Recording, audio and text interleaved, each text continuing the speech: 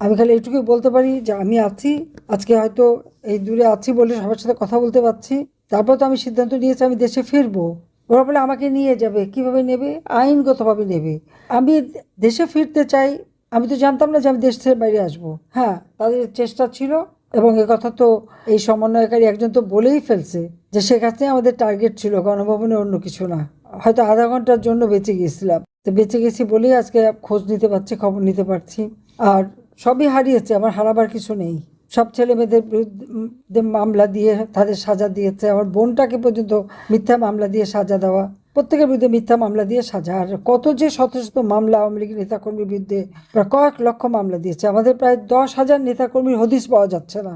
মেরে মেরে গুম করে দিয়েছে, নদীতে ভাসিয়ে দিয়েছে, আগুন দিয়ে পুড়িয়ে দিয়েছে, তাদের কোনো ঠিকানাও পাওয়া যাচ্ছে না। এইভাবে তারা ধ্বংস করার চেষ্টা করছে, কিন্তু পারবে না। আওয়ামী লীগ আছে, আওয়ামী লীগ থাকবে, আওয়ামী লীগ আবার ফিরে আসবে, আওয়ামী লীগ ক্ষমতা যাবে, এবং সব এই অন্যায় অবিচারের বিচার আমরা করবো ইনশাল্লাহ। সেই জন্য আল্লাহ বাঁচিয়ে রেখেছে, সেটুকু আমি বলতে পারি। যে আজকে যারা এখানে স্বজনহারা বেদনা নিয়ে আছেন, আমি তাদের সাথে সমমর্মিতা জানাই, কারণ আমিও আমার বাবা মা ভাই সব হারা। এখন তো ঘর হারা, বাড়ি হারা, সব কিছু হারা। তারপর দেশের মাটিতেও না, এটাই কষ্ট। আমি তো জোর করে করে দেশে ফিরেছি, আবার দেশে আসব। আর যারা এই ধরনের অন্যায় অবিচার করছে সবার নাম ঠিকানা সব কিছু রেখে দিচ্ছি ইনশাল্লাহ। সব কটারে কাঠগড়ায় দাঁড় করাবো।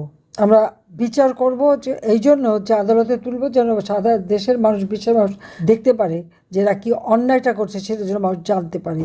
একটা স্মৃতি ছিল 32 নম্বর, আমরা তো সেই বাড়ি জনগণকে দান করে দিয়েছিলাম, সেটাও তো ভেঙে শেষ করে দিয়েছে। কিন্তু তারপর বাংলাদেশ আছে, বাংলাদেশ থাকবে।